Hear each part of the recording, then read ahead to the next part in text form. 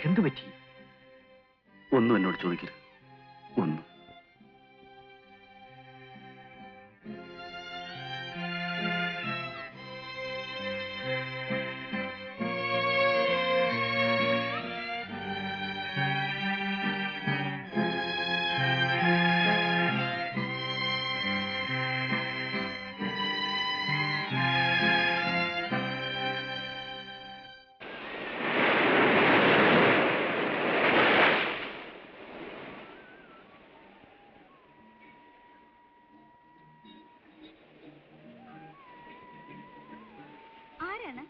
എന്റെ വീട്ടിനടുത്തുള്ളതാ അവൻ.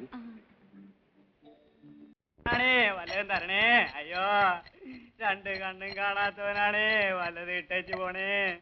രണ്ട് കണ്ണും കാണാത്തവനാണേ, ജോലി ചെയ്ത് ജീവിക്കാൻ രക്ഷയില്ലാത്തവനാണേ, എന്തെങ്കിലും തരണേ. അയ്യോ, എന്റെ ഈ കണ്ണിലോട്ടൊന്ന് നോക്കിക്കേ, കണ്ണും കാണാൻ വയ്യാത്തവനാണേ. കണ്ണുറക്കടോ. അയ്യോ മുതലാളിയോ? ആ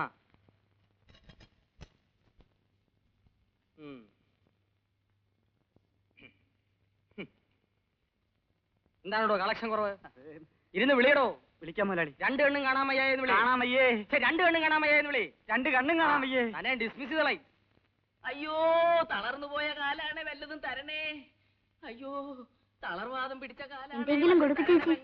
അയ്യോ, ഞൊണ്ടിയാണ് പെങ്ങളെ. അയ്യോ, അച്ഛനമ്മമാരെ. അച്ഛനില്ലല്ലേ, പോട്ടെ. അയ്യോ, തളർന്നു പോയ കാലാണേ, വല്ലതും തരണേ. അയ്യോ, തളർവാദം പിടിച്ച കാലാണ്. മുതലാളി ഞൊണ്ടിയാണോ പറഞ്ഞ എഴുതാക്കാൻ ആളുകൾ തല്ലി കൊല്ലും. എങ്ങനെയുണ്ടോ ഇന്നത്തെ വരുമാനം? ഓ, തരക്കേടില്ല മുതലാളി. ആ, വിളിച്ച് വിളിച്ച് ചങ്ക് പൊട്ടുന്നു. ഒരു ടാപ്പ് റെക്കോർഡർ എനിക്ക് വാങ്ങിച്ചു താ മുതലാളി. ഓ, നിങ്ങൾ 10-15 ഉലുവാ തരും, കിട്ടുന്നത് പാതി താൻ വെട്ടിക്കും. പിന്നെ എങ്ങനെയാണോ ടേപ്പ് റെക്കോർഡർ വാങ്ങിക്കുന്നത്? ഡോ, ചെയ്യുന്ന തൊഴിൽ പിച്ചയാണെങ്കിലും സത്യസന്ധമായിട്ട് ചെയ്യണം, തെണ്ടിത്തരം കാണിക്കരുത്. താ എന്നെ നോക്ക്, സത്യസന്ധമായിട്ട് തെണ്ടിയതുകൊണ്ടാ ഞാൻ ഇന്ന് നിലയിലെത്തിയത്. മനസ്സിലായോ? കളക്ഷൻ എടു. ആ, എന്താ വാടോ തുണിയുടെ അടിയില്? അയ്യോ മുതലാളി, ഞാൻ മറന്നു പോയതാ. വേല ഇറക്കരുത്, താ ഒരു പരമതെണ്ടിയാണല്ലോ. അയ്യോ, കാലില്ലാത്തവനാണേ, വല്ലതും തരണേ.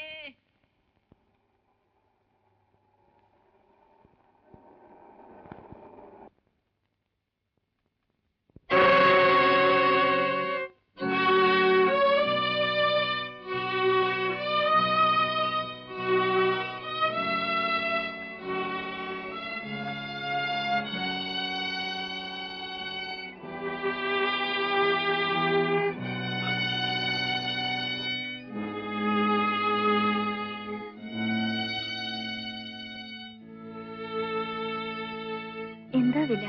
27 രൂപ. വേണ്ട, അത്രയും കാശ് ഞാൻ കൊണ്ടുവന്നിട്ടില്ല. ഇന്ന് വന്ന് വാങ്ങിച്ചോളാം. ശരി.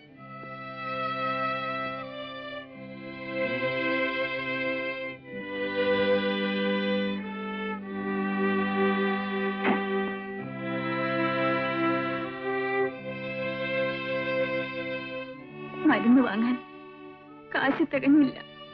സാരമില്ല, അല്ലെങ്കിൽ തന്നെ മരുന്ന് കഴിച്ചിട്ടെന്ന് പ്രയോജനം. ഇതാ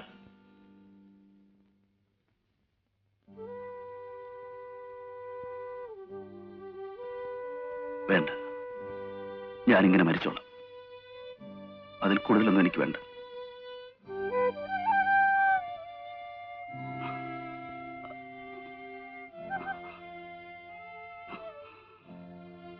ജയൻ, നിനക്ക് എന്തു പറ്റി?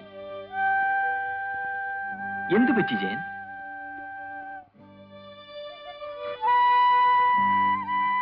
ഒരു കാർ ആക്സിഡന്റ്. കാലിനാണ് ചതവ് പറ്റിയത്. കുറെ കാലം ആശുപത്രി കിടന്നു. ഇതേവരെ സമ്പാദിച്ച എല്ലാ പണവും ഈ കാലിന് വേണ്ടി ചെലവാക്കി. എല്ലാ സ്പെഷ്യലിസ്റ്റിനെയും കണ്ടു. ഒരു ഫലവും ഉണ്ടായില്ല. ആ ഇടവേളയിൽ പുതിയ ഗായകർ കയറിപ്പറ്റി. അവരാധിപത്യം സ്ഥാപിച്ചു. ഞാൻ ഈ നിലയിലെത്തി. സ്റ്റേജ് പ്രോഗ്രാമിനെങ്കിലും ആരെങ്കിലും വിളിക്കുമെന്ന് വിചാരിച്ചു. പക്ഷേ അവർക്കും വേണ്ടത് ഗ്ലാമറിൽ ഇന്നത്തെ പ്രതിഭകളെയാണ്. എനിക്ക് ദുഃഖമില്ല. പലരും എനിക്ക് സഹായം വെച്ചുണ്ടാക്കാൻ ശ്രമിച്ചു. ഞാൻ തടഞ്ഞു. ആത്മഹത്യ ചെയ്താൽ പോലും ഞാനതിന് സമ്മതിക്കില്ല. തെരുവിൽ പോയിരുന്ന് പാടിയാലും എനിക്ക് 5-6 രൂപ കിട്ടും. അതുകൊണ്ട് ഞങ്ങൾ ജീവിക്കും. എന്റെ ശബ്ദവും ഹാർമോണിയം ഉള്ളിടത്തോളം കാലം എനിക്ക് ആരുടെയും സഹായത്തിന്റെ ആവശ്യമില്ല. ഇങ്ങോട്ട് വരുമോളെ. ചെല്ലുമോളെ.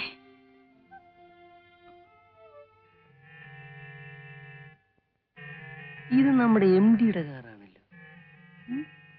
ഇതെന്തിനാ ഇവിടെ വന്നു?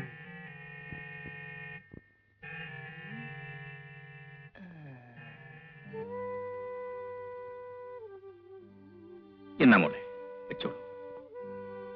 വേണ്ട ഗോപിയേട്ട, വേണ്ട. ഗോപിയേട്ട, ഗോപിയേട്ട.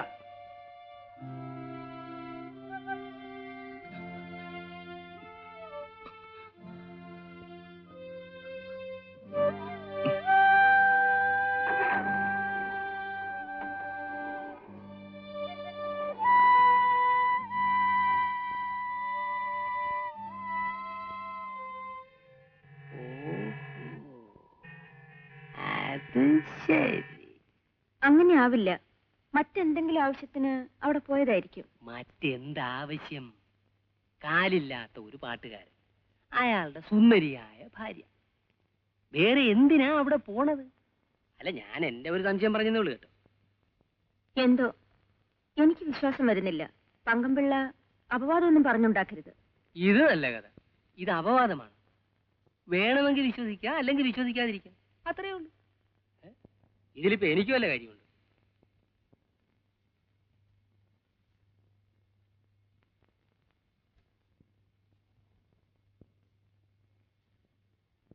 സുധേ, ഇങ്ങ് വരൂ.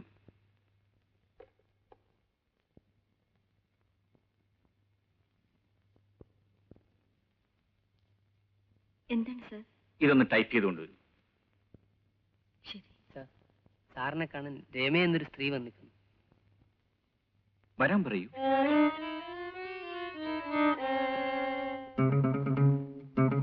സുധ പോയി ടൈപ്പ് ചെയ്തുകൊണ്ട് വരൂ. Yes sir.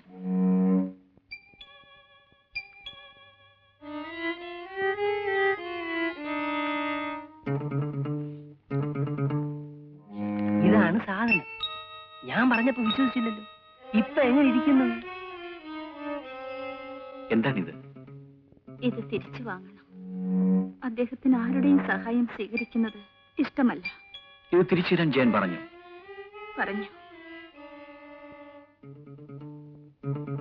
കൊള്ളാം. തെറ്റിദ്ധരിക്കരുത്. ആവശ്യമുള്ളപ്പോൾ വാങ്ങിക്കൊള്ളാം. ഇപ്പൊ ആവശ്യമില്ലേ? ഇല്ല.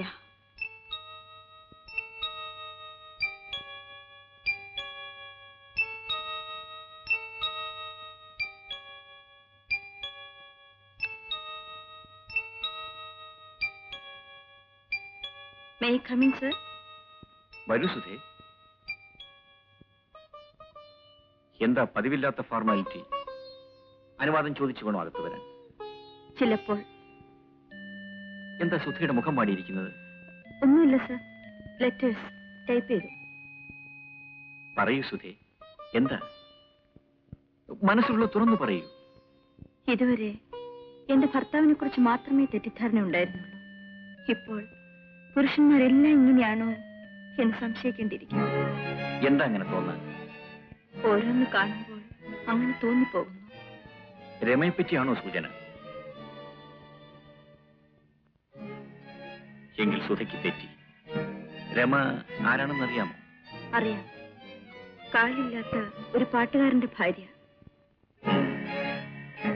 മുഴുവനും ഞാൻ തന്നെ പറയണോ? പറയൂ. ഇപ്പോൾ സാറിന്റെ കാമുകി. അല്ല, പിന്നെ അവളാണ് എന്റെ ഭാര്യ.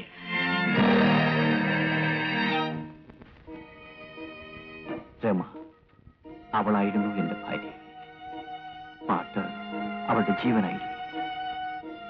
അത് കേട്ടാൽ അവളെല്ലാം മറക്കും. എന്തായാലും തന്റെ പാട്ടിനുള്ള മഹത്വം എന്റെ കവിതയ്ക്കില്ല. അത് ഞാൻ നേരത്തെ നിർത്തിയത് എന്റെ ഭാഗ്യം. അയ്യോ, അത് വേണ്ടായിരുന്നു. നല്ലൊരു കവി നമുക്ക് നഷ്ടപ്പെടുകയാണ്. മിസ്റ്റർ ജയദേവന്റെ പാട്ടും ഞാൻ ടേപ്പിലാക്കിയിട്ടുണ്ട്. എത്ര മനോഹരം. ദുബായിൽ നടത്തിയ കച്ചേരിയുടെ കാസറ്റ് എന്റെ കൂട്ടുകാരി എനിക്ക് അയച്ചു തന്നു. എന്ത് രസമുള്ള പാട്ടുകൾ. Thank you. ആ ജയൻ, നാളെ ഊണ് ഞങ്ങളുടെ വീട്ടിലാകാം. എന്താ? വരാം. ഗോപിയേട്ടൻ വിളിച്ച വരാതിരിക്കാൻ പറ്റൂ? പിന്നെ ഭാര്യയ്ക്ക് എന്റെ പാട്ട് ഇഷ്ടമായതുകൊണ്ട് നല്ല ഊണ് കിട്ടുമെന്നുള്ള കാര്യം ഉറപ്പായി. ഞാൻ വിചാരിച്ചിരുന്നത് പോലെ തന്നെ ചാപ്പാട് അസലായിട്ടുണ്ട്. ചിക്കൻ കറി ഉഗ്രൻ. അയ്യോ മതി പ്ലീസ്. ഉഗ്രനായിരിക്കും എന്നൊക്കെ പറഞ്ഞിട്ട് അങ്ങനെയല്ല, എത്ര രുചിയുള്ള ആഹാരമായാലും ശരി, ഞങ്ങൾ പാട്ടുകാരധികം ഭക്ഷണം കഴിച്ചു വയറ് വണ്ണം വെക്കും. അപ്പൊ ശ്വാസം മുട്ടും, പിന്നെ പാടാൻ വയ്യാതെ. എന്നാലും ഇങ്ങ് എടുത്തേക്കാം. അത് വേണ്ട, അവിടെ ഇരുന്നോട്ടെ. വയറ് വണ്ണം വെച്ചാലും ശരി, ഇല്ലെങ്കിലും ശരി, ഇത് മുഴുവൻ ഞാൻ കഴിക്കും. എന്തുകൊണ്ടാണെന്നോ, ഈ അടുത്ത കാലത്തെങ്ങും ഇത്ര രുചിയുള്ള ആഹാരം ഞാൻ കഴിച്ചിട്ടില്ല. വീട്ടിൽ പയ്യൻ വെക്കുന്ന ചാപ്പാട്. എങ്കിൽ ഒരു വിവാഹം കഴിച്ചുകൂടെ? എന്താണോ ചിരിക്കുന്നത്? ഏയ് ഒന്നുമില്ല. വരട്ടെ, ആലോചിക്കാം. ആട്ടെ, നീ ഇവിടെ എത്ര ദിവസം ഉണ്ടാവും? 10-12 ദിവസം കാണും. ആ ദിവസങ്ങളിൽ നിനക്ക് ഇവിടെ ഒന്നും കഴിച്ചൂടെ? എപ്പോഴും പറ്റിയെന്ന് വരില്ല. 10-12 പടത്തിന്റെ റെക്കോർഡിംഗ് തന്നെയുണ്ട്. പിന്നെ 4-5 ഗാനമേള. അതിനിടയിൽ സൗകര്യം കിട്ടുമ്പോൾ ഞാൻ വരാം. അപ്പൊ ഊണിലെന്ന് പറഞ്ഞു കളരുത് കേട്ടോ. ഈ റെക്കോർഡിംഗ് എനിക്കൊന്ന് കാണണമല്ലോ. ഞാൻ ഇതുവരെ കണ്ടിട്ടേയില്ല. എവിടെ വെച്ചായിരിക്കും റെക്കോർഡിംഗ്? തിരുവനന്തപുരത്ത് ആകെ 2 റെക്കോർഡിംഗ് തിയേറ്ററിലേ ഉള്ളൂ. ചിത്രാഞ്ജലിയും തരങ്ങിണിയും. അതിലേതെങ്കിലും ഒന്നിൽ വെച്ചായിരിക്കും. സൗകര്യം ഉള്ളപ്പോ പറഞ്ഞാൽ മതി, അപ്പൊ കാണാം. മതിയാക്കിയോ? എന്റെ പ്ലേറ്റ് നോക്കിയേ, ക്ലീൻ ക്ലീൻ. സത്യം പറയട്ടെ, പണ്ട് കുടുംബത്തിലുണ്ടായിരുന്നൊരു പ്രതീതി, ആകെ ഒരു സന്തോഷം.